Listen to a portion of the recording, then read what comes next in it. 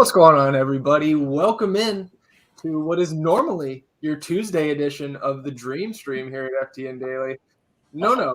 As promised, the gets on over 1.5 Eddie appearances between last Wednesday and tomorrow. Sunday, Eddie and I were live in the afternoon, and here on Tuesday evening, together again, and it feels so good. Eddie, good to see you, my friend. How do you feel about this 6-game slate on a Tuesday?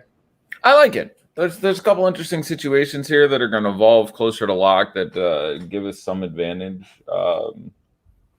Toronto, Detroit. I feel like there's some interesting gems to be maybe picked out of some of the shit that's floating around in the NBA right now.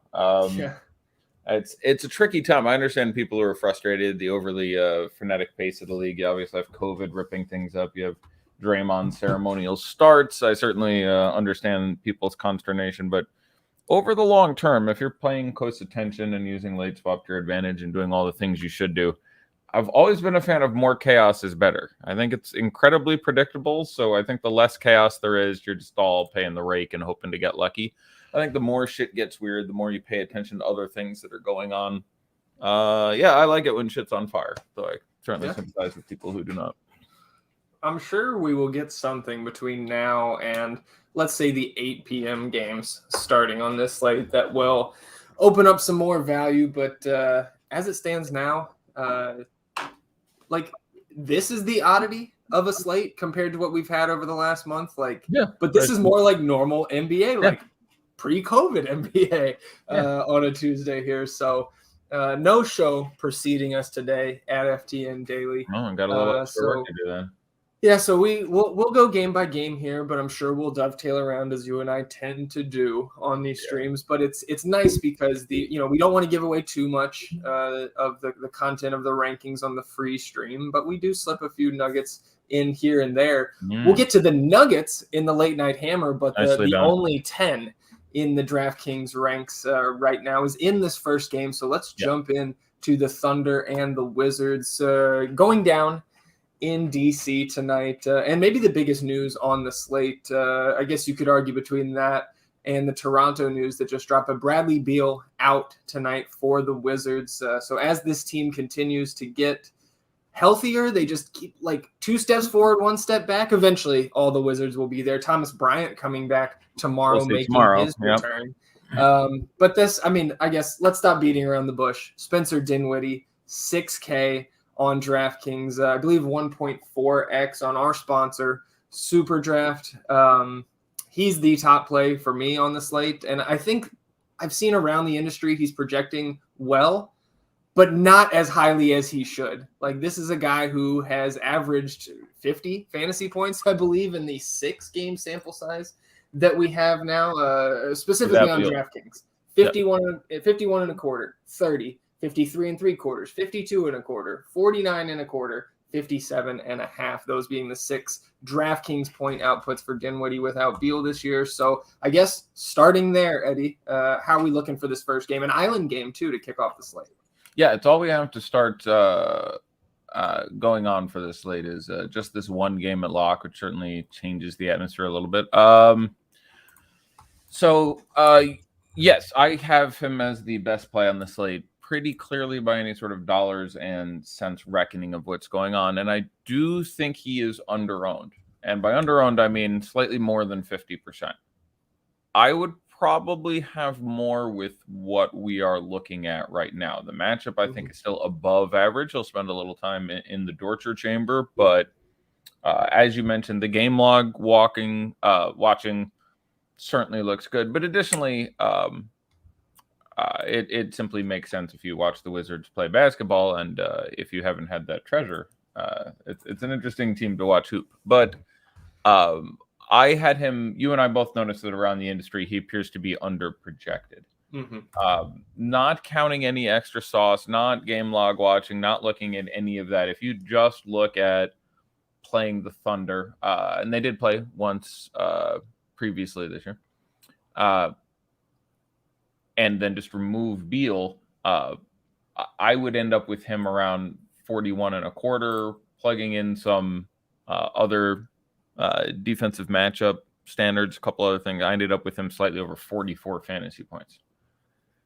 So, yeah, on a slate where there is not a lot of value, I don't think enough people get there. I like him more than SGA across the ball, who's going to engender significant ownership. I like him more than basically every play on the slate. Still watching various DFS outlets, if you will, to try to figure out exactly how high I expect that ownership to get. But he should probably be closer to 60 or 65% at that price tag.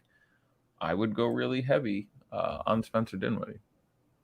Yeah, getting a message in chat here saying, I see Dinwiddie as high as 74% owned. So shrug emoji. I don't think he's going to get that high. I think that's a pretty ridiculous ownership projection there. But maybe you have different thoughts on that, Eddie.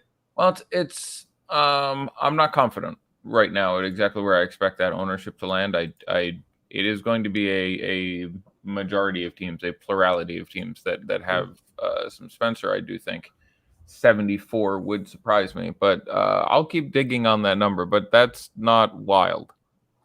I mean,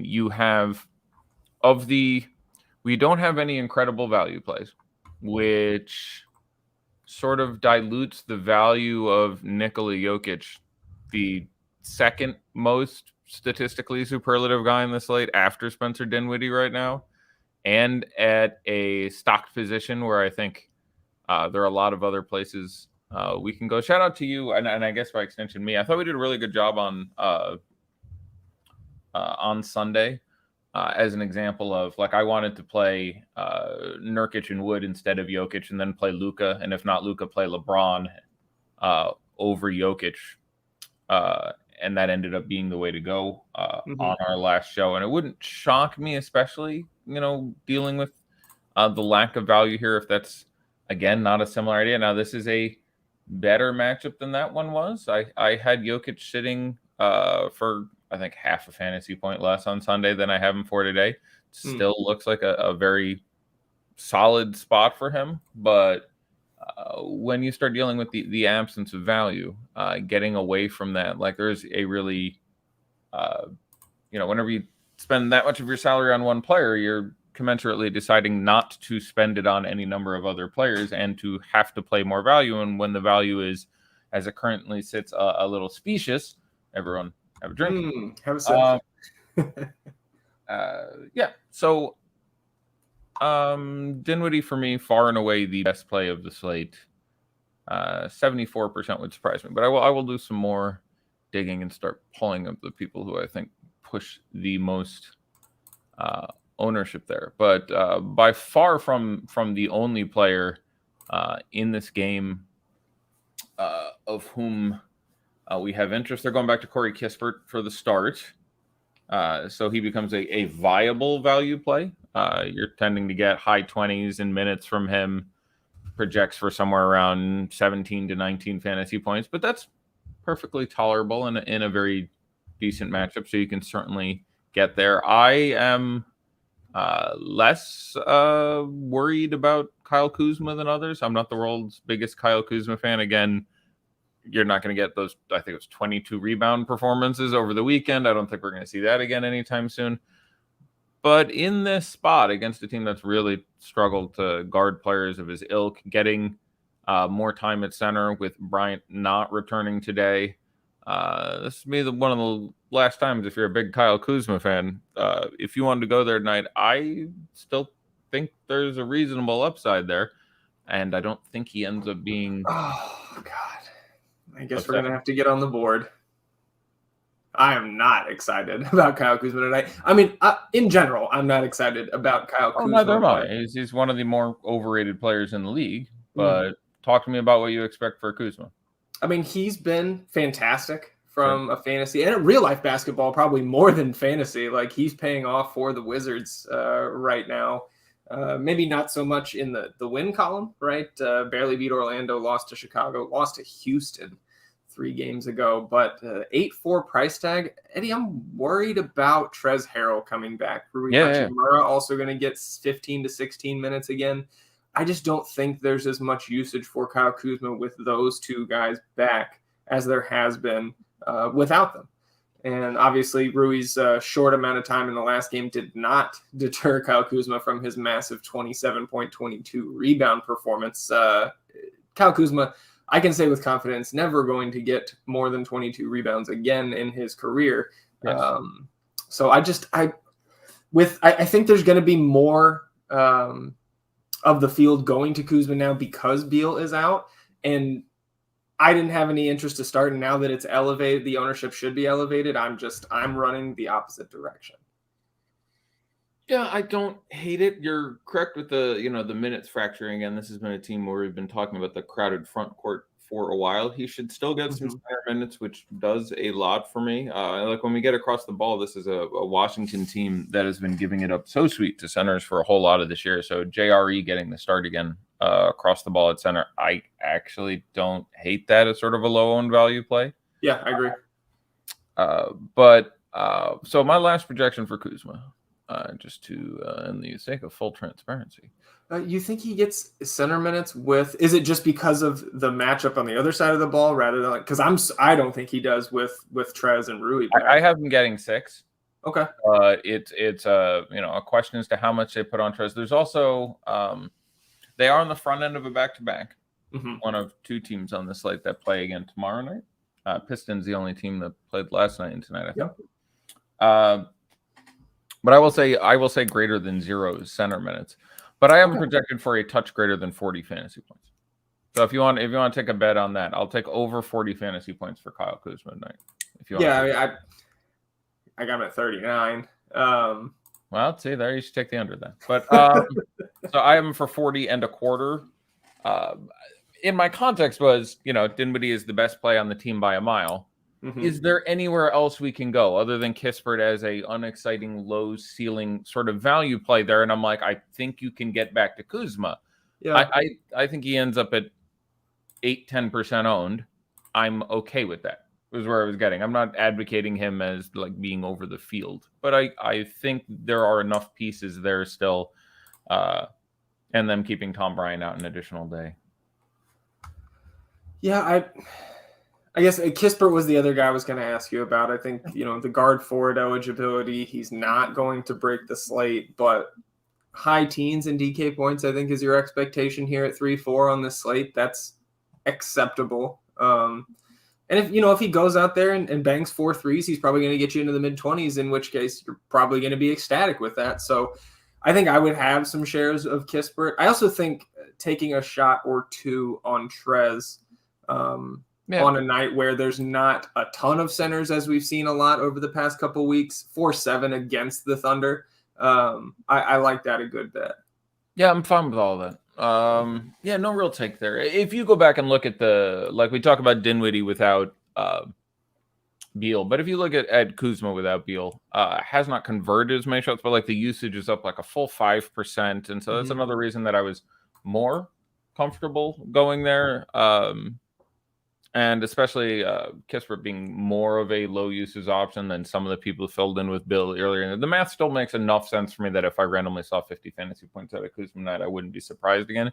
So if you're stacking this game, and obviously, I guess I would put it this way. If we think there's 74% ownership on Spencer Dinwiddie, and Spencer Dinwiddie doesn't get there, probably Kyle Kuzma got there. Not necessarily. Sure. You could get, Harrow games or Kisper games or we've seen some weird ceiling KCP games recently.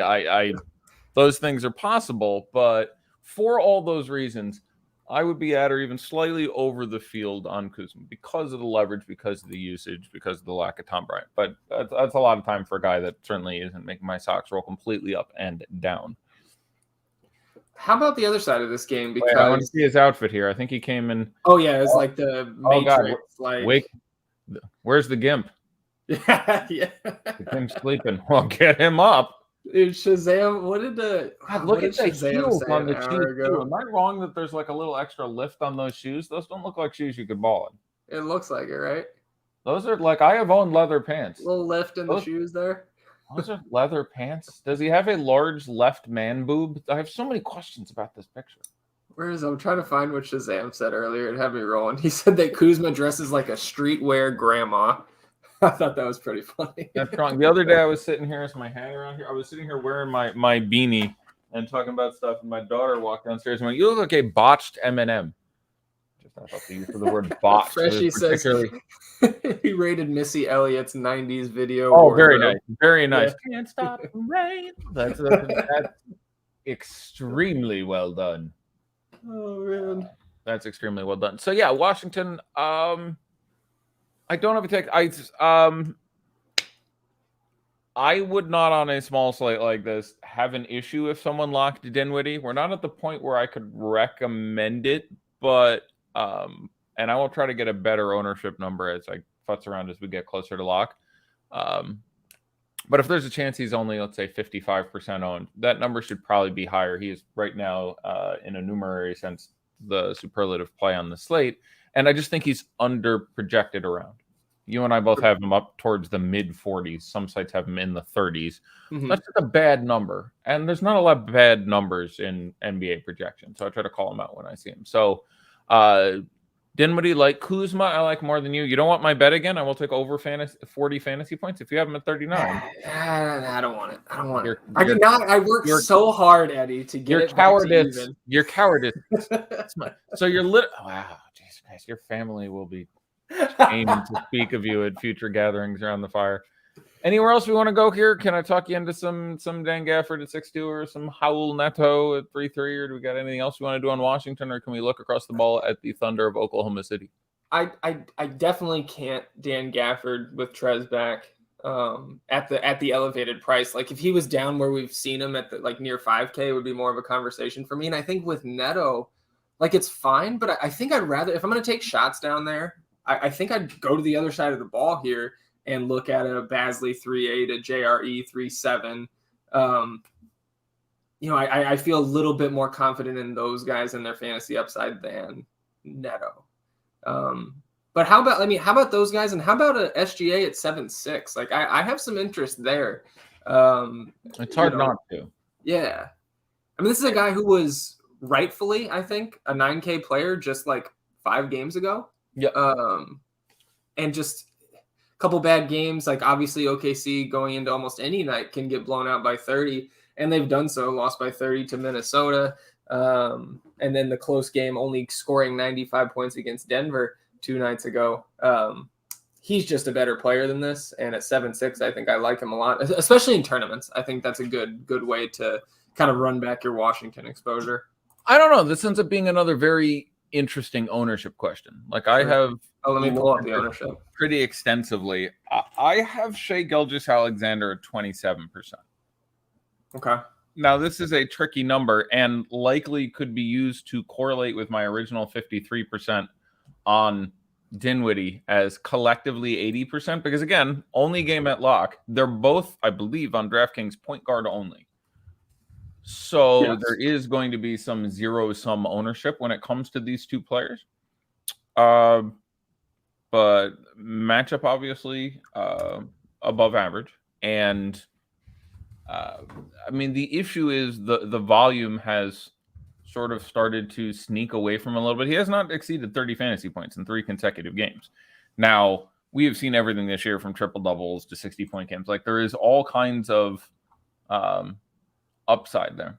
Mm-hmm. But it is interesting with the minutes not being quite all we would like to get. I think I have 33.5 for him on minutes today.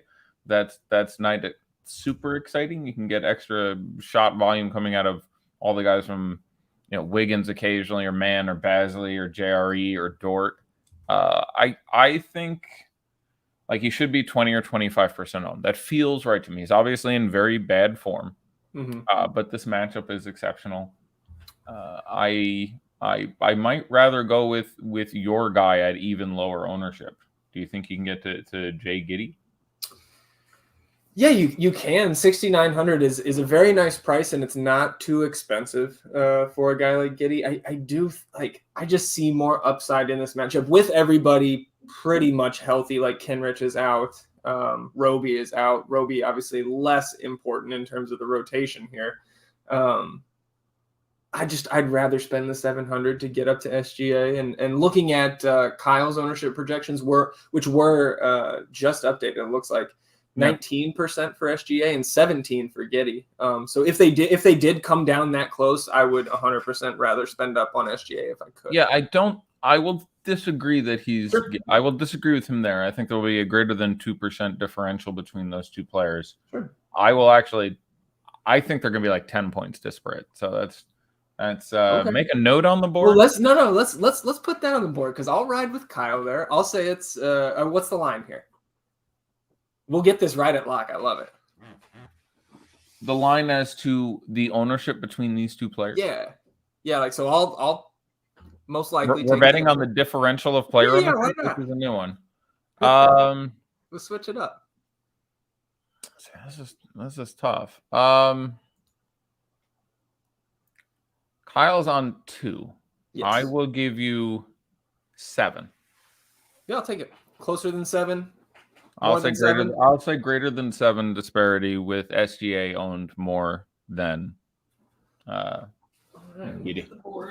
Which, by the way, I need to take a picture of this and clean it off because I don't know if you can see, pretty full over the last couple weeks. You need to buy a bigger board. Yeah, anyone that can or hang it like right here. Yeah, Jaws style. Yeah, you gotta get that shit in the background. All right, so we're going SGA versus Giddey ownership. When you get to the game, can you say chances we get a fight between Marcus Morris and Jokic tonight? And is there any chance that it's Markieff in disguise thrown in a ringer? Well, I'll say this. I'll say a 0% chance that it's Markieff because, I mean, the man can't move his neck. He's just it's the worst whiplash anybody's ever suffered. And I'm not sure, like, is he also in the protocol? So, like, double whammy for Markieff. Poor guy. In terms of Marcus getting in a fight with Jokic, fuck, man, 7.5%. Like, it's not. It's not a small chance. Yeah, it's not. I mean, it is the largest. If you were to pick the odds of any player on each team getting in a fight with each player on the other team on any given night, it would be like an average of 0.01%. Yeah, this might be up to like high single digits. I don't know what we count as getting in a fight. Again, in the NBA, there's a lot of you stop. No, you stop it. Like these Morris brothers have been talking that shit though, man. Like if you're talking like that, tonight's the night you back it up. I want Jokic's dad to get in a fight with the Morrises. I want a full family squabble between. You seen Jokic's dad? He's like. Have you seen Nurkic's dad? Oh, he's the cop. Nurkic, like 7'4". Yeah, apparently like beat a pack of 6 guys up or something like that in Bosnia. Yeah, as a cop. Full Haku/Meng territory. These guys. Yeah, Jokic ejection incoming. Not like this is. I can't believe I'm going to speak this sentence, but if you're looking for another reason to end up under on Jokic, there is like his chance of being ejected from any game probably stems normally at like 1%. Tonight it's probably 2%. I don't know if that's a good enough reason. Yeah, but I don't mind Jokic at all. I'm a little more inclined to get elsewhere, but as some more value opens up, this is interesting. Yeah, so talking about the Thunder, I like Jeremiah Robinson-Earl. This has all the hallmarks of catching a ceiling game out of him. You got to use the center spot. That's a little bit unfortunate, but I think he's going largely unheralded and largely not owned, and he's been routinely getting minutes into the mid-20s. So at 3,700 right now, I have him for 25.5 minutes and 20.25 fantasy points. At 3,700, I would want to roll that out there a few times. I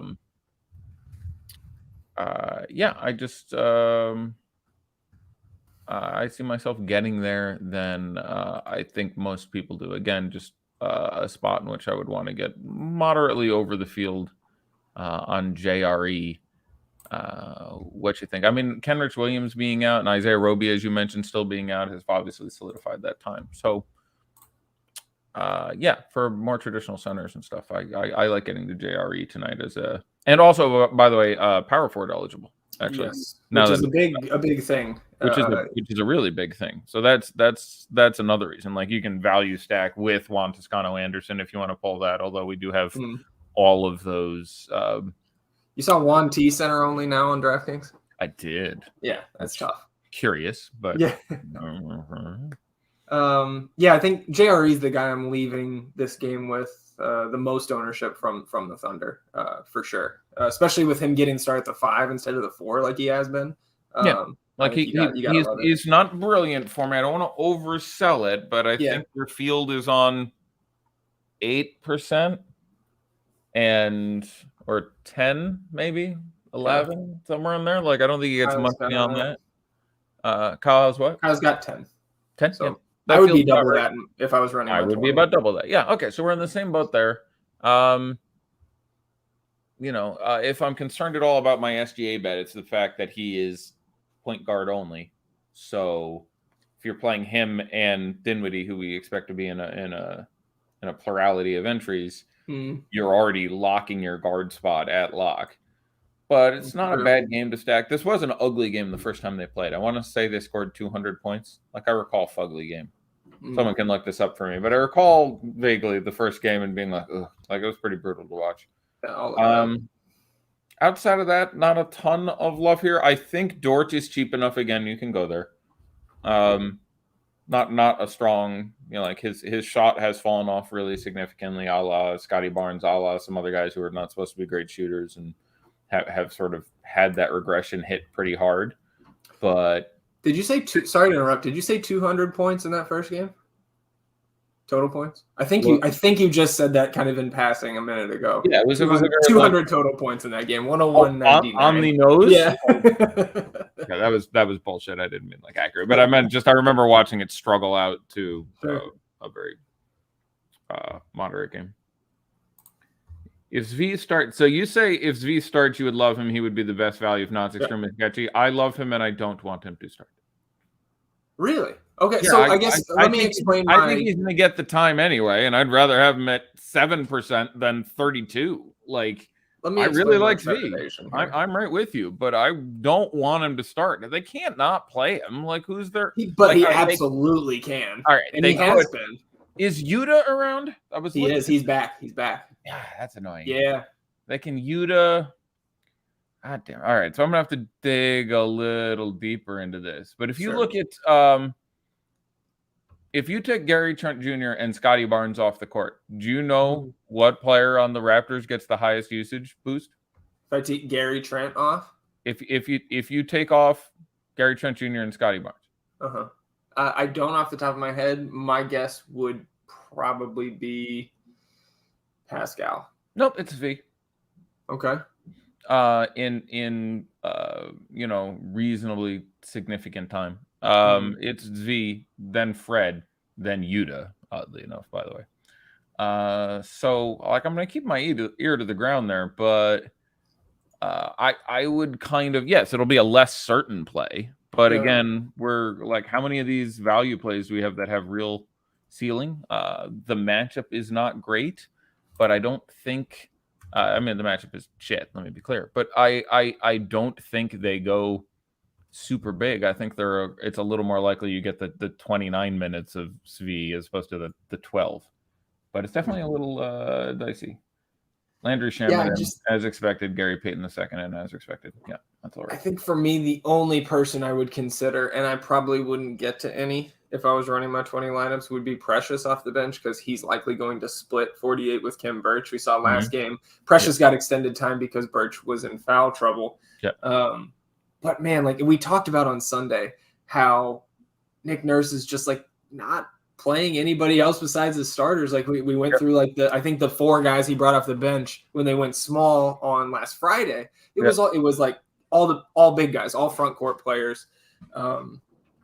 Yeah, man. If Svi doesn't get the start, it's just really sketchy to me. But I do agree that like from an ownership standpoint, you're going to have much more leverage if he comes off the bench and gets the time rather than being announced as a starter in 5 minutes or something and people having 45 minutes to jam him in. Yeah, time certainly matters.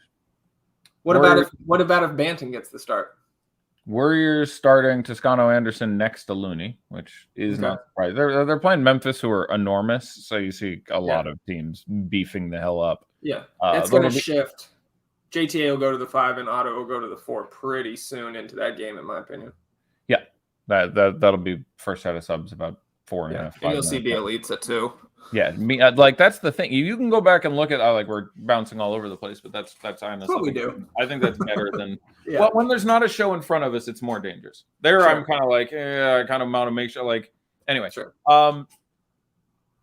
if you go back and look even at that last game with Draymond playing whatever it was 7 seconds at the start of the game, when they have everyone healthy, they just run everyone deep. You get 30x minutes of Wiggins and 30x minutes of Curry, and then Draymond gets it if he's there. But even with Draymond out, you ended up with 20 from Clay and it's like 13 from Bielitsa and 19 from Porter and 18 from JTA and 21 from Iggy and 20 whatever from Iggy. And so okay, like like you wanted Peyton out or Porter out.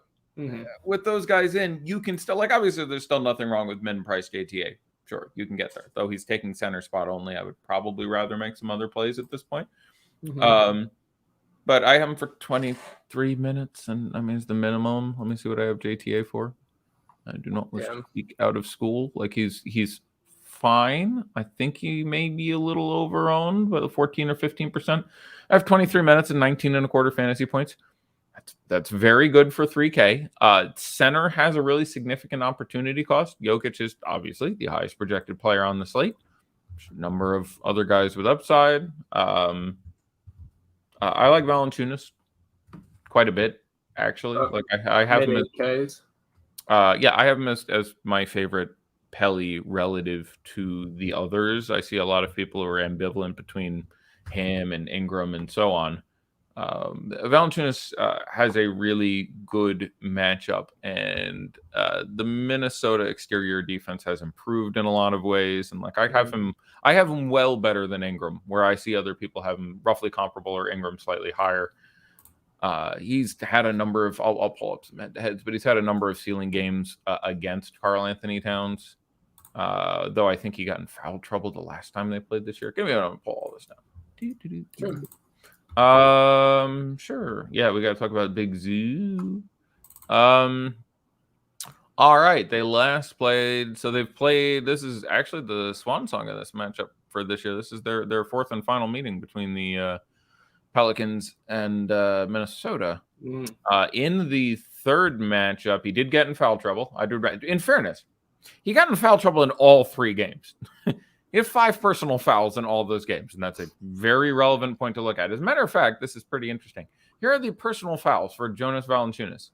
This is actually statistically unreasonable. Here are, going back in time, the personal fouls of Jonas Valanciunas in games against Karl Anthony Towns in reverse chronological order. 3 times this year, 5, 5, and 5. 3 times the year before that, 6, 5, and 5. So, yeah. Like he is want to pick up some to have some trouble there. And if you look at those 6 games, he has 3 of them in which he had really limited time because of it. So this is a little concerning. This is not the world's biggest sample size, and I don't think in a full 50% of games, if you played this out 10,000 times, he would get this little time. But he had 3 games where he got in foul trouble. Well, I'm sorry, he had 6 games where he got in foul trouble. He had 3 games where it cost him significant time, and he had 3 fucking monsters. So first game, managed to get 30 minutes with his 5 fouls, 24 and 16, 1 and 2, so 50 fantasy points. Second game, massive foul trouble, only 22 minutes. Though in those 22 minutes, 19 and 11. So still, I think, some testimony of the matchup. Next game, didn't quite get to 20 minutes before he fouled out. 9, 5, 2, and 2. Okay, that's not exciting, though. Again, fantasy point a minute, basically.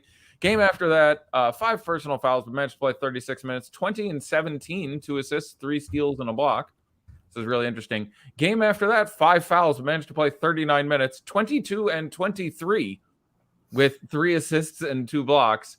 And last game, 5 fouls, only played 18 odd minutes, 13, 6, 1, and 1. but better than a fantasy point a minute in every single game, which again at 8,500, that is expected. It should be a baseline there. But yeah, there's just a chance for an ass whooper there. So I don't think you. I like him more than I think the field will be. Again, other guys are on 10% that I think I end up closer to 20. Sure. Getting a couple value questions here from Mallard saying JRE, Birch, or JTA. That's a pretty interesting one. That is a good one. I take it from the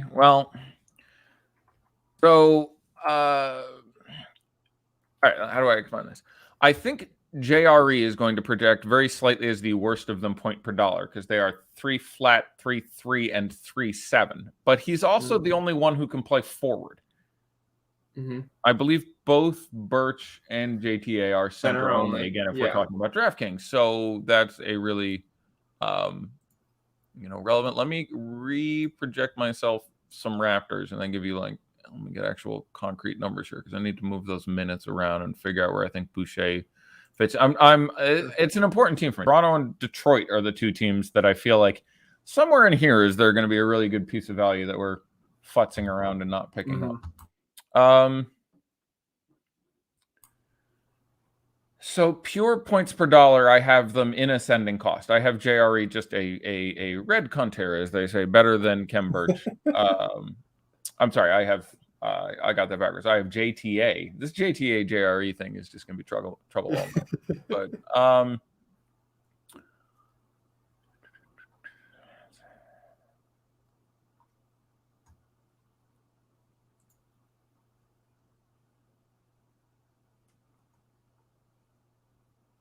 dang, playing Joval in the matchups like catching a falling knife. I don't even know what that means, Jay the Saint. So yeah, I have them as approximately even plays. So it's going to come down to, I think I would rather play JRE than the other two in a tournament. In a cash, I'm probably playing barely Birch out of those guys. But I think JRE would be my favorite in tournaments at this point, just where I expect the ownership to land on those three. That's close. Yeah, I'm with you there. I guess where do we go next? I know we can. Sorry, someone had a question for Birch. I think I had. I'm sure I had 26, give or take one. But let me see. I have Kem Birch with 26 minutes on the nose and 20 fantasy points on the nose. Again, matchup not very good, but starting good. So yeah, I have them 26 and 22. I do have him and Precious sharing that time. Sure. Let's 48. Let's touch briefly, Eddie, a little under 20 minutes into a lock here. I don't think we've touched on this game at all. Detroit at Chicago, largest spread on the slate. That is my concern. Yeah, last update for me, 13.5-point favorites are the Bulls at home here. Highest team total on the slate, and I think you can take shots on pretty much all the starting Bulls. I mean, it's just it's like playing roulette, though. Which one of them is going to get there? I think one of them probably puts up a score that at the end of the night you would really want to have in your lineups. Any insight from you on where you would lean? I think for me, if it's up top in terms of salary on DK, I'm taking the savings with DeMar. Power forward only now, by the way, if we're talking who saw that interesting coming? Decisions. Yeah. 10 years ago, who saw that happening? But yeah. Lonzo 6'8", I think is fine, kind of as a contrarian, certainly going to be low owned in that price range at point guard. And then Derek Jones Jr. likely to pull the start here, 3-3. Doesn't make my socks roll up and down, but a viable value there. How do you break down the Bulls? Yeah, that's about it. I have Derek Jones Jr. playing 24 minutes. I'm projected for 18.25 fantasy points, I think it was. Slightly worse than those centers, but valid at both forward spots. I think you can get there. Points per dollar, I do have DeMar rated higher than Lonzo, Vooch, and Levine. They have played this matchup a couple times this season, and systemically it does sort of feed towards his value the most.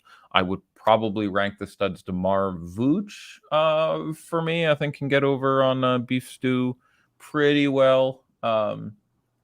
Had one monster game this year, put up 50 something in that matchup against him individually, and has a long history of being able to just sort of dominate little centers more. So it's something you can lean on a little bit. Again, I'd rather play J-Val at 85 than Vooch at 9, but you're talking about the difference between 12% on J-Val and 5-4 on Vooch, I think is a little more likely. It's not that you can't play Zach LaVine, but it's not that you can't play Lonzo. Lonzo at 6'8" is a heck of a pivot from the 2-point guards in the first game. Like, you're going to get him extremely low owned.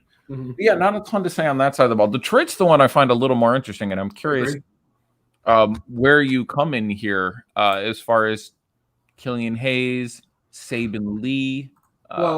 Again, Corey Joseph being out is, and again, he played the last, I want to say 2 games, and then was out for the previous 6 or so. Doubtful tonight. But that just presumes he's out. If he's in there, then both of those guys go to crap in a hurry. For me, Eddie, it starts on FanDuel. When I look at Detroit, Cade Cunningham is 6'5" over there.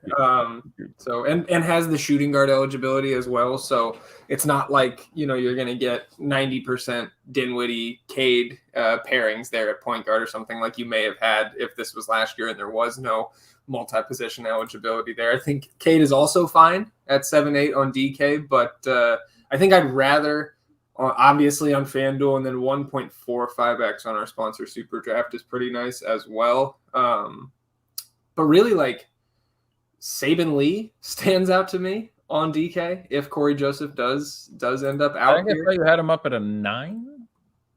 I think it was an 8, but maybe it was an 8. Yeah, it's an 8. It's an 8. Him and Cade are 8s on DK in the ranks. Well, but let's talk about this, because I think we're both assuming Kojo is out, right? But that's doubtful. If he's in, then you can still obviously Cade. There's not a lot different there. I mean, Jeremy Grant out is still really relevant here. If you look at again, remains without timetable return for return. Jeremy Grant just came across. So if you looked at the first comment, I watched some video early today that they've been opening up more at the forward. And if you looked at those first 2 games, you had one really big Sadiq Bey game and one really good Jeremy Grant game. When you take Jeremy Grant out, you get roughly even boost across the field.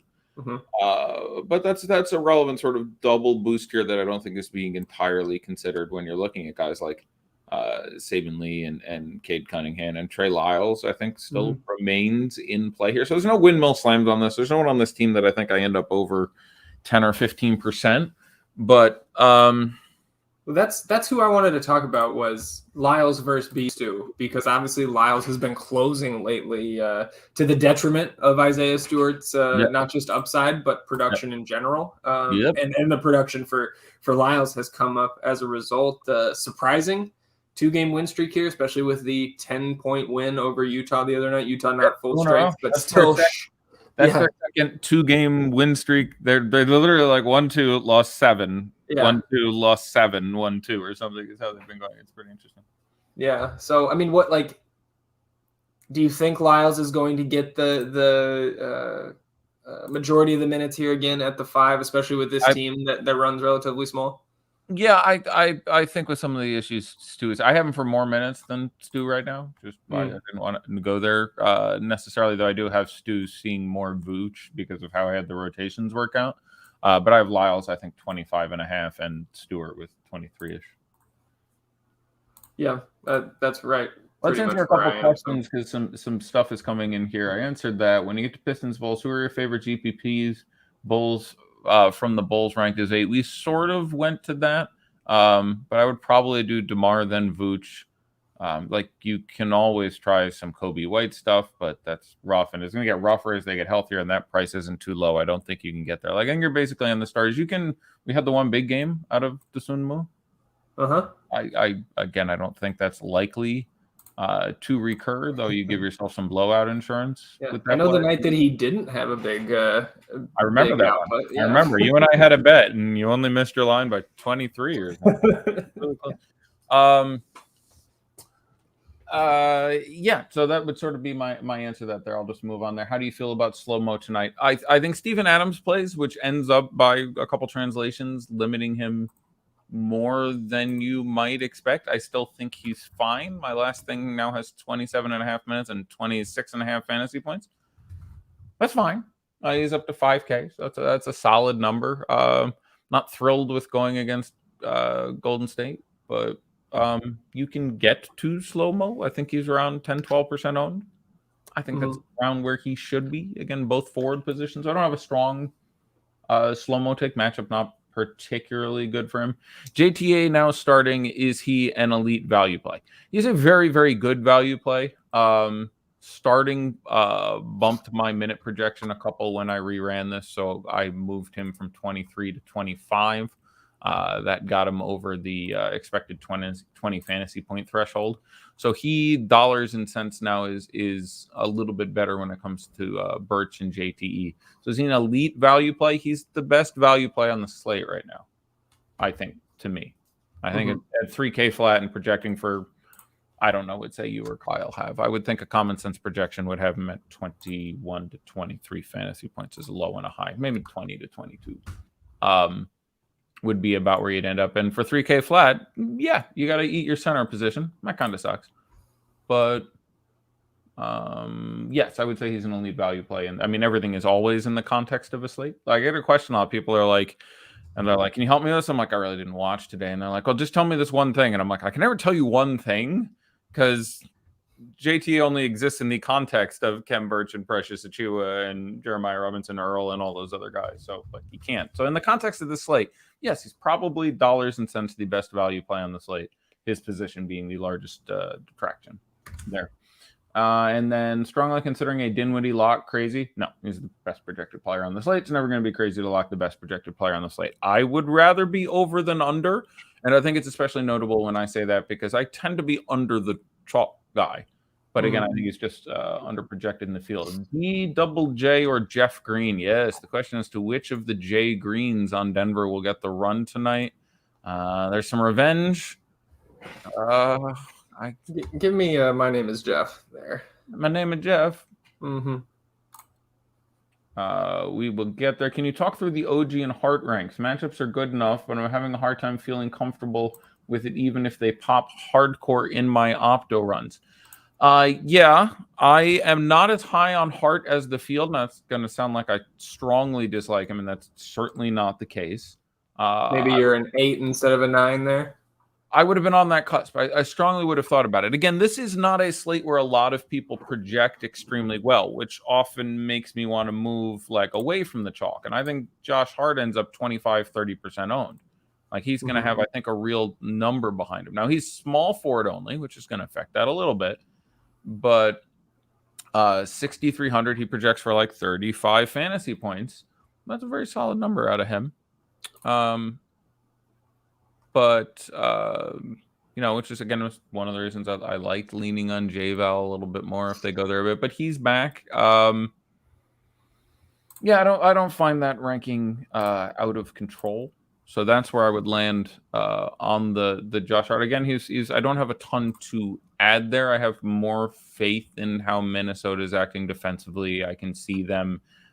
I would not be shocked to see this degenerate, we'll call it what it is, into more of an ISO thing. And then I think you'll end up with Val having the best individual matchup there, which is kind of how I'm hoping that resolves. Obviously, you have any number of other ways these teams distribute the ball, but I think it's a likely enough conclusion that I just sort of want to get over the field there. So I'm getting to Val tonight, but not to any insane level. And then what you think about OG Anunoby, just points per dollar. He projects for me as the best guy in this matchup. They'll cross guard a lot with Bridges, and he'll get one of the easier matchups here.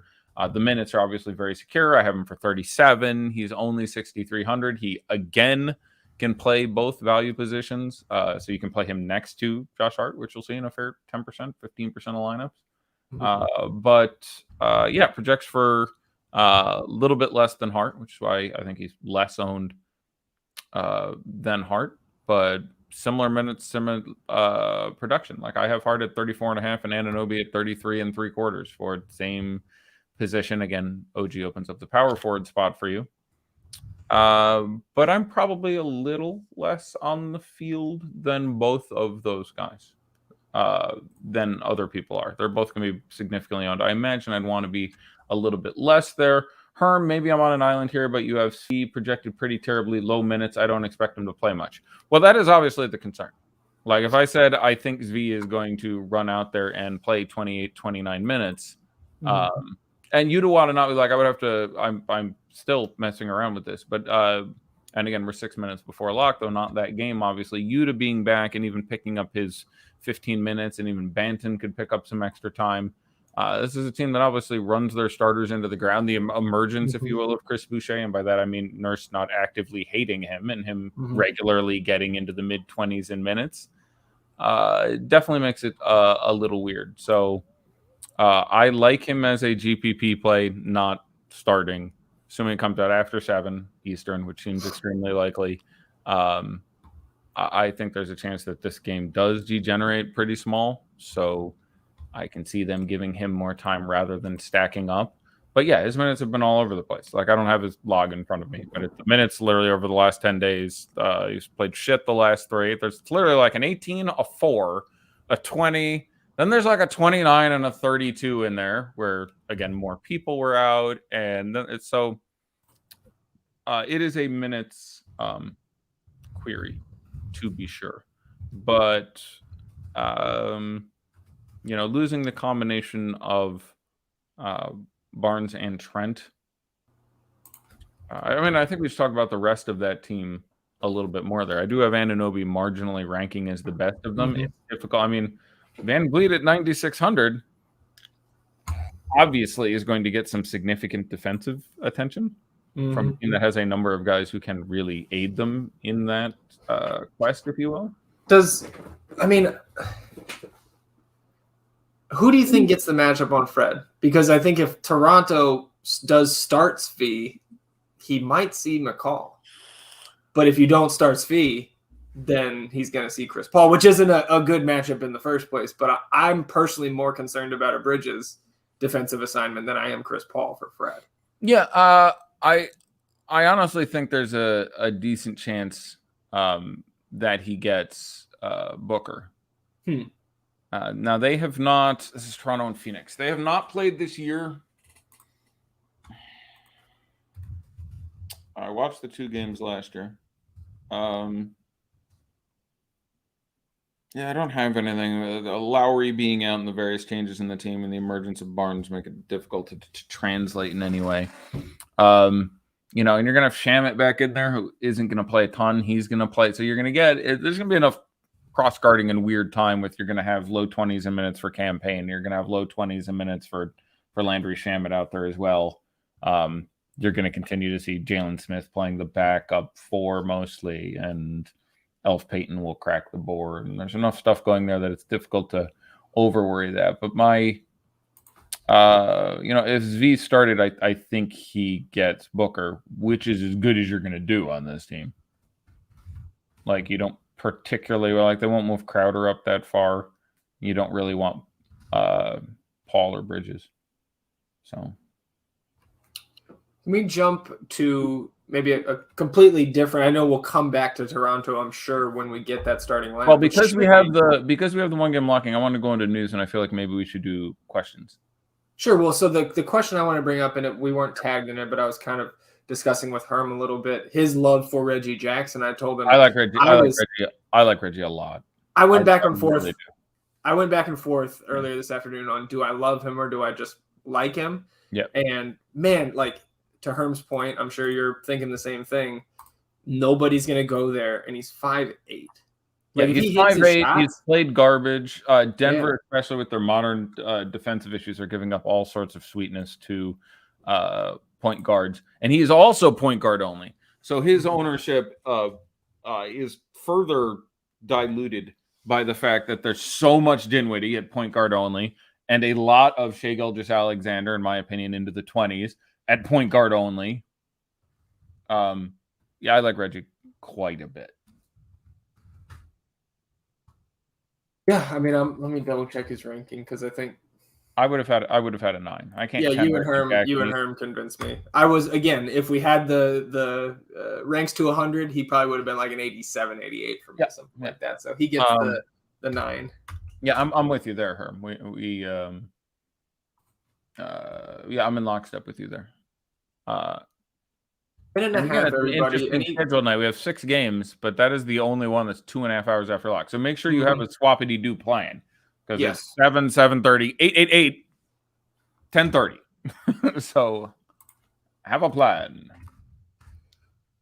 Minute and a half, everybody. If you've got questions for OKC Washington last minute, fire them in. Do our best to answer them both on stream and in the chat, since I know we have a for Reggie to score 20 and Clippers win. That's great value, right? Really good bet. I enjoyed that bet. That's small. Me gusta mucho. Sybil. Want to talk about Amir Coffee?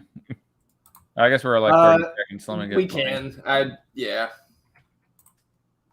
don't think I can get there with the coffee, like the drink, with the price coming up. I mean, he's produced in a lot of these games lately, though. Yeah, it's just I have him at like 29 minutes or something. So like, that teamwork makes the dream work. Who ends up higher owned, OG or Hart? Hart. Still enough over under stands who are just like, oh my God, the over under in this is the over under in that game. I think is the highest at like 226, 227 or something. But I think more people squooge that one. Batum, Porter, or Aaron Gordon? Yeah, we haven't talked about Batum yet either. That would be Batum for me over Porter or Aaron Gordon. I would have pretty significant. How do you feel about Otto now that he's coming off the bench? I had a healthy 8 on him, but coming off the bench now, I don't know. Like, Clay's going to be out there for 20 minutes too. Yeah, I'm. What's his price at now? 4.9, I believe. Let me double check. Yeah, I'm less excited now. We've got to figure out how to. Yeah, I would have him at a 7. I'm dubious for a number of reasons. Like, it's certainly not out of play, but I think it's my favorite there on Golden State now is JTA and Steph, 10-7. Yeah, Steph is not out of play. He's been in bad form recently, but nobody's going to go there. Exactly. And there's no Dylan Brooks to harass him tonight. Not that, like, they're still a good defensive team, above average to be certain, even without Brooks. But certainly a rosier outlook for Steph without Dylan there. Yeah, I think there's and like there's literally people writing him up as like their least favorite stud. And again, there aren't that many to choose from. But he's much better with Draymond off. Actually, and has had some very good games in the matchup. I think he's around 60 each of the last couple times in this game, which isn't surprising for me. So not any kind of priority, but he's gonna be like 5% owned. I think getting that number up to 10 is not unreasonable. No surprises from the Suns here. Paul Booker, Bridges, Crowder, and Ayton. You would think we'd get a Raptors lineup to follow here momentarily. Yeah, I would think that would be coming forthwith. Well, we're going to have an answer to our one board bet that we've got up there.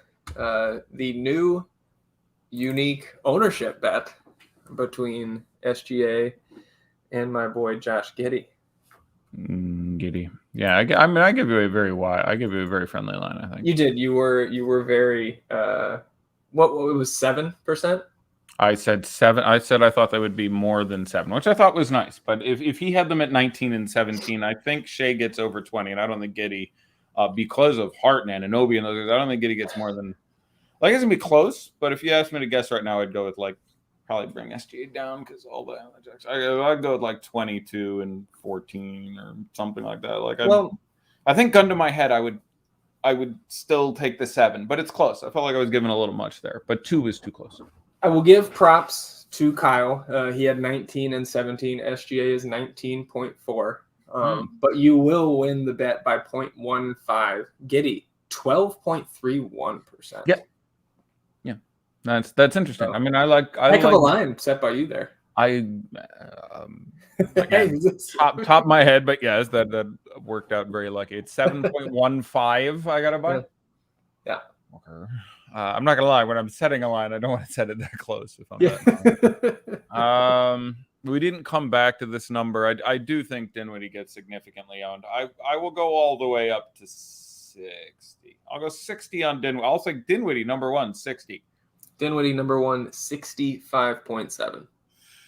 So not quite to that 74 number that was thrown out at the beginning of the stream, but kind of middled it between what we were saying 50. So yeah, I still think I would lock Dinwiddie and just move on in my lineups tonight. Yeah, I mean that's around the appropriate number, but you know, you can fade it, hope to get lucky, match it, and just sort of take it out of the hands of whatever, or you can just be like, fuck it, I'm going all in. Yuta gets the start. Yuta Watanabe starting 5K, I believe, on DraftKings. So ranks update to come, projection update, I'm sure, to come from Kyle Murray. Eddie, you did get Shea and Giddey there, 19 and 12. That is 3 and 4. Who is second in the ownership from this game? Has to be Kuzma. It is Kuzma. Kuzma number 2. Higher than Shea. Like I liked Kuzma, but I thought he was going to be close to where Giddey is, and you're telling me he's over 20%. So.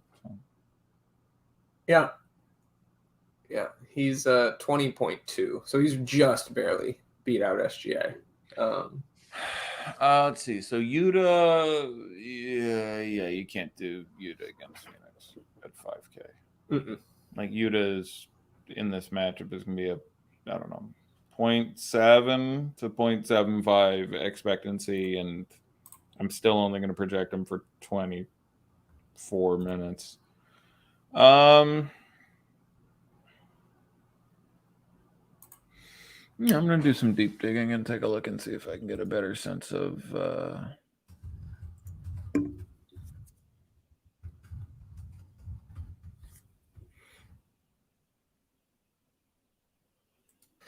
Jalen, dude. Like, I saw your question. He's got a Dennis Smith question tonight. DSJ, how's that work? That's what I asked him. I'm sure we'll get the correction here any moment. Akimbo, Svi not starting, so it would be Crowder there, obviously. And let's talk thoughts on Crowder. Again, Cam Johnson out for this team. I think that Monty Williams is more likely to just condense those minutes into the guys that are already in the rotation rather than opening it up to, guys 9, 10, and 11 on that roster right now. I think Crowder's a really strong value play. I also think that boosts up a guy like McCall Bridges at 5'3", who probably won't carry a ton of ownership. I think he's a solid sneaky value. He'll be 3% owned. Yeah. No one's going on him. I think campaign is in play very much. I don't love, but yeah, no, I agree. Like it's the only issue is that, like, I don't know how much they can run him out in this matchup because of how just 6'8" and long Toronto is, just like across the board outside of Fred. Yeah. It's tough to run him next to Chris Paul in this matchup, particularly. Yeah, I mean, they've been careful with Paul's minutes, but I have campaign for 22 minutes and CP3 for 32, I want to say. Here come the Rybuds questions. He is not hesitant to send me Discord questions. Wait, Jaywin, who's Dennis Jones? He's looking for Chicago? Like, am I think he's talking. Yeah, I think he's talking Derek Jones. I think you're talking about airplane mode. Derek Jones Jr. And so the original question was Ingram and Reggie Jackson or Steph and Derek Jones. It's the first one for me. It's not super close. Yeah, me too. I'm fine with the second one. DJ is a bit more of a sort of a cashy play now, and I do like Svi more in tournaments than other people. The matchup is better than anticipated. Without Draymond as a better individual pip up in production than I think people understand. Like, I do think he ends up being moderately underowned, but the first one I like more, and I like Reggie much more as a play than Steph. Is just a level of affection. Can you hear the rambunctiousness going on above me. I know Adam has said a couple times where he hears the kids above me like bouncing around. Yeah, I can hear. You can hear it. Yeah. Yeah, we got to soundproof that shit. Just to let everybody know, I have received word from upstairs mother. They're filming action movies upstairs in that bedroom right above me. So I can hear them right now. There's yelling. Oh, I can hear them. Yeah. Oh, I can hear them. They're putting their thing down up there. Yeah, getting after it. I know there's a dog up there too, so it gets wild here in Central Texas, Eddie. Yeah. No, I'm sure they're up there right now, beating up some brown-skinned people to train for being adults. That's probably they're both brown-skinned children, Eddie. Oh, really? I live in Texas. We're majority brown-skinned people down here. And unlike many Texans, you're fine with that. I'm just throwing some shade. Oh yeah, that was a good one. That was a yeah. I might have to text upstairs mom and be like, hey, I'm still streaming down here. I'm working here. Let's see. Sherman asking, DJJ on Gordon or Batum and Svi. With Svi off the bench now, it's very much the first one for me. Although I know you love the Svi off the bench, so talk to me here. I don't love the Svi off the bench. So with you to starting, I have Svi at 19 minutes. And Funaki out. I'm casting aspersions upon us. I'm sorry. I'm casting aspersions upon it's. Elect some better people. What's a good number to be at for Svi in a 20 max? 1 or 2. I like getting to my 1 or 2, which is 5 or 10%. Did that math in my head all by myself. But at this point, I have Svi for 19 minutes, and I imagine about 13.5 fantasy points. That's not enough to make it super exciting. So, any priorities if Adams is ruled out? Well, he was just ruled out. So, with Adams ruled out. Just I said if he was ruled out. Old man eyes getting in there. Let me reproject that. You're going to get Tillman's going to bounce a little. Clark's going to bounce a little. Triple J is going to start at center, and he's going to be the other exciting one. We don't have confirmation on slow-mo yet, right? He's still Q. Goodness gracious. Okay. Are we going to do a mid-show text? Yeah, we're going to do mid-show text. We're going to mute for a little bit here, so... exception to the board behind me. All right. I guess you can pre-warn it there. Yeah, I apologize for casting aspersions. And all the states are 60-40 one way or the other, and I don't like to be unreasonable about it. So I do apologize. There we go. Going Triple J over Jokic and more balanced viable? Yes, it's certainly viable. This news coming out after lock. Dude. I make one comment about fucking Philadelphia, and then the Philadelphia triumvirate in the chat teams up to fucking go find all my social medias and just throwing pictures of me from years past in the chat over the last 2 days. That is at a Cowboys game. Fucking FTN Bets has started posting pictures of my orgasm face. I was happy that had not gotten quite as crazy as traction as I was worried it would, but it's a nice picture of you. You look. Were you ready to throw down on someone? Were you angry at the person who took this picture? You look salty. I was that was the tailgate at Cowboy Stadium. I was ready for some football there. Definitely not a sober Zach Graham. Oh, that's got to be a work picture, right? Bottom one. Yeah, that was a graduate assistant. I like the one though. I think Anthony took that picture from my Facebook, threw it to Tyreek, who photoshopped a name tag on me that said "fuck the Spurs." There's all kinds of stuff going on. Yeah, there you go. Oh, that's you taking a J. Look at that form. That's pretty good form, guy. I told everybody yesterday I had a D1 shot and D3 everything else. That's how you end up at D2 if you're a 6-foot white guy like me.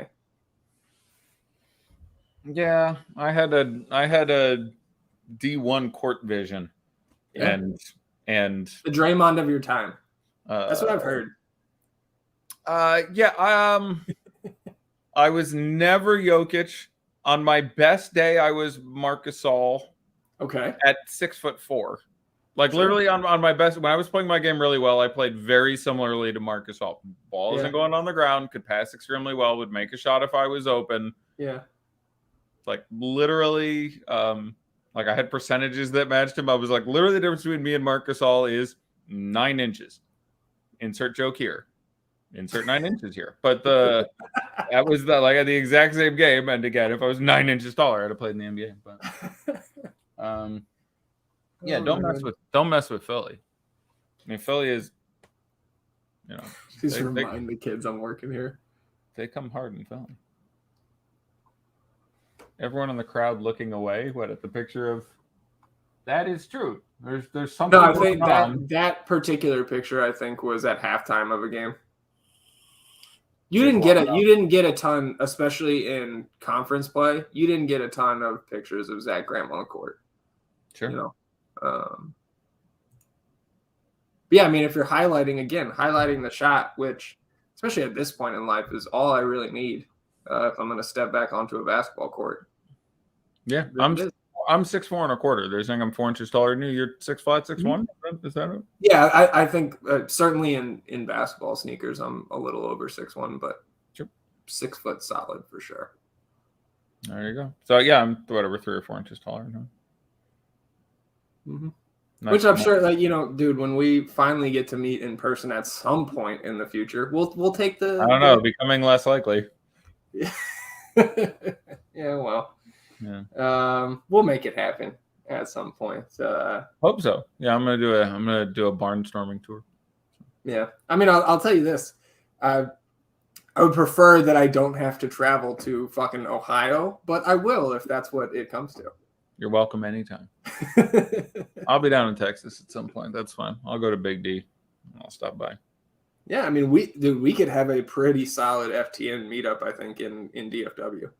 D-Bro's down there, or up there, I should say, from where I am. Easy B's there. Hugo's there. Yeah, I've met various people as I've gone around. I've met a couple people in Boston. I stopped by. Tyreek and I had drinks in Philadelphia not that long. The famous fries. Yeah. Oh my God, there's my galaxy face. There you go. Outside of context, a little basic, but I love it. That's such a bad picture of me. Look how porcine my nose looks. My goodness. See, look, this is what happens when you start talking about Philly. No pressure, coming in hot. Throwing an Embiid, an AI. Is that Ryan Howard? Who the hell do we have? Eagles, yeah, I think maybe right. It's not Ryan Howard. Ryan Howard is bigger than that. It's not Ryan Howard. And Flyers, dude. I didn't even know the Flyers were still playing. I mean, it's tough to remember a team that, shares the state with the Pittsburgh Penguins. It's just little. I mean, Philadelphia is just kind of little brother over there when it comes to sports. Stop. I'm just saying. Yeah, but you're wrong. And we're on a basketball show. So you want to tell me more about Pittsburgh basketball? I mean, what was the Pittsburgh team? ABA team. I love it's like a red and yellow. Yeah. You know what I'm talking about? I do. It's not the Falcons. It's not the Cardinals, ABA, but it is the ABA. The Condors. Yeah. Love that logo. They got the ABA ball in the talons. Very cool. I would prefer Morant to Fred VanVleet. I'm being asked in a question, so I will say that on the show. There you go. You want to talk about boys in Dallas? Yeah, I mean, Doug Dubs, Ohio native. I didn't know that. Akimbo, Ohio gang. I think we should. We got to put together the get together. All right, let me see if I can get a better sense of what the hell I expect Toronto to do. So now Yuta will come up to there. That takes that. Banton and Zvi and Justin Champagne probably gets on the court for 10. 9 or 10. Precious and Birch split there. 38 from. Oh my God, is Kuzma popping off again? Yeah. Oh, we both underestimated the ownership. So I didn't. 5 minutes in, 11 points, 1 rebound, 1 assist, 5 of 5 from the field for Kuzma. Dinwiddie, 0 for 1 with an assist. That'll be a stinker. Mm-hmm. Quite early 10-point lead there for the Wizards. Well, they are at home. Those rabid Washington fans. Mm-hmm. Oh my God! Do you have packs from today? I do. How many packs do you have? 4. Okay. Do we win a war one? We could war one at some I'll point. war I think one. wait till 7:30, but then I think Sure. Pack wars. I have 9, so I'm definitely down to war one. You have 9 from today. I got airdropped 3 for having the set. Oh, from nice. S2. And then you got through the queue 3 times. I used a little pack luck. Started at 4K, so I got in there 3 times. Yeah, I only got him twice. Nice. Yeah, I'll do one. He gonna do one. Yeah, that's fine. So yeah, we got up to there. What are we talking about here? So still, overall rankings, I have Anunoby slightly ahead of Siakam. Siakam has done well in the past, excelled both games last year. I will look this one up because why not? If anyone's curious, so individually has the non-zero exposure to Siakam is fine. Again, also center only, so he's, I don't think, going to pick up that much ownership, but he's going to play just like Fred. He's going to play 37, 38, 39 minutes. So I would have him at this point, and it'll be Siakam. Birch is as best value there and projects for 26 minutes and 20 and a quarter fantasy points now. It's perfectly equitable at 3,300. Fred's fine, but slightly behind all those guys. We've seen the ceiling, but the matchup isn't great, and they are going to spend a lot of time running into, Chris Paul and McCall Bridges and not fun things. You can play Chris Boucher. Yuta, now I have up to 25 minutes and 18 fantasy points. That's really not very exciting for 5K. And Svi now sticking out there at 17 minutes for me, 12 and a quarter fantasy points. So I have to come off my Zvi affection, unfortunately.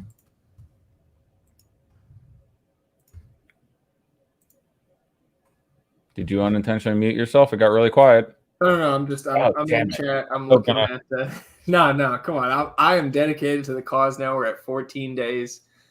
This time next week, we'll be into the 20s. I can't wait. Now I was just looking at, I think, no pressure there, putting a picture of him at the Eagles parade. So again, like I said, you guys are fine. Your little brother, you got your 1. Call me when you get close to 6. I mean, even if we just want to talk 21st century, it's 2 to 1. Okay. Probably starting who we expected them to start. Pistons are starting Killian Hayes. Mm-hmm. Cunningham, Diablo, Bay, Stewart. Yeah, I don't think Sadiq Bey is out of play. The matchup is individually quite strong. Again, not having Grant there, particularly beneficial for him. Diallo's on the downswing. I don't think I quite want to go back there yet. Price is still a little richer than he projects for. Cunningham, especially FanDuel, usable on DK, but I would actually end up playing Sadiq Bey over Cade Cunningham in one lineup tonight, so that's a weird one. Do we want to talk about Killian Hayes and Saban Lee? Patrick Beverly will start as expected. Kuzma going nuts again. Does he keep this up? No. Beal will come back. 4 other power forwards and 2 other centers are coming. So no. He doesn't keep this up. But I liked him just because Beal's out. The usage is there. I don't remember who was my classic guy where I was just like, I'll take shots. I don't remember who was I'll take shots originally. I did that a lot last year. There was some guy who was like, oh, there's usage to spare. Oh, I can take shots. I'll take shots. I do think, though, to Moses' point there, pretty good contract situation regardless, getting Kuz for 13 mil a year. A little bit less than 13% of your cap on Kuzma. I'll take that, as much as I'm not a fan. Yeah, that's fair. I'm he's not a bad NBA player, but he's one of those guys who can really get his own bucket. Those guys are always overrated by casual fans. which is fine. There's nothing wrong with that. But if you're watching the game, you're like, wow, that guy is dynamic and can get his own bucket. He must be good. And it's not quite an apples to apples differentiation. Yeah, I got to go back. All right. So let me, all right. So Memphis. I'm going to open up. Sorry, a couple last games I got to look at here. I really thought Steven Adams was going to play. So this screws me a little bit, but it'll just take me a couple minutes to clean up. They're not the 7:30 game, are they? Because if they are, then I'm way behind this. Which team are you talking about? They're one of the 8s, right? Memphis and Golden State. Yeah. It's Phoenix, Toronto here in 6 minutes. Then those 3 at 8. All right. Let him fold his own boxes.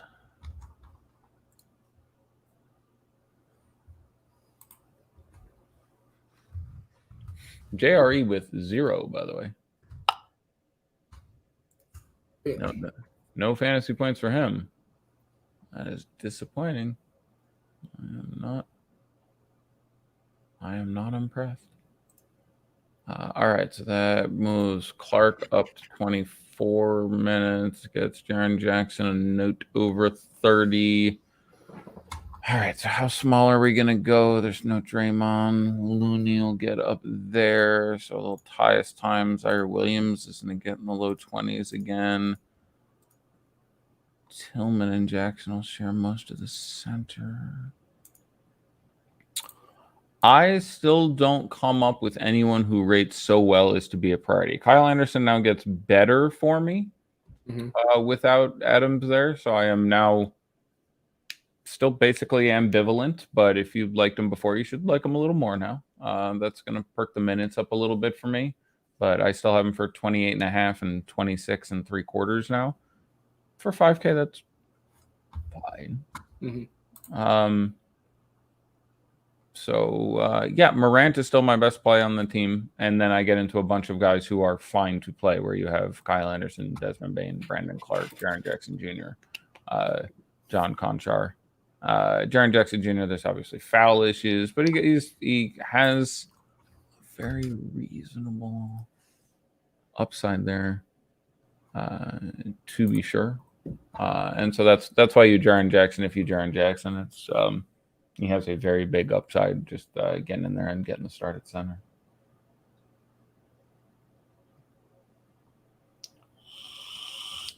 How do you feel about Xavier Tillman? I don't have him getting enough time. Yeah. I don't think I can like it. He's at 3,300. He's like, my 5th favorite value center, though we have some going already. But I have him for 14 or 15 minutes in the 2 different recent runs I did. That's not quite enough. So unless you could expect him to get 20 for some reason. Reggie or Beverly. Beverly is crushing recently. I got to find comments on whether or not Beverly's going to be limited at all, which would make some sense for me with everything he's had. I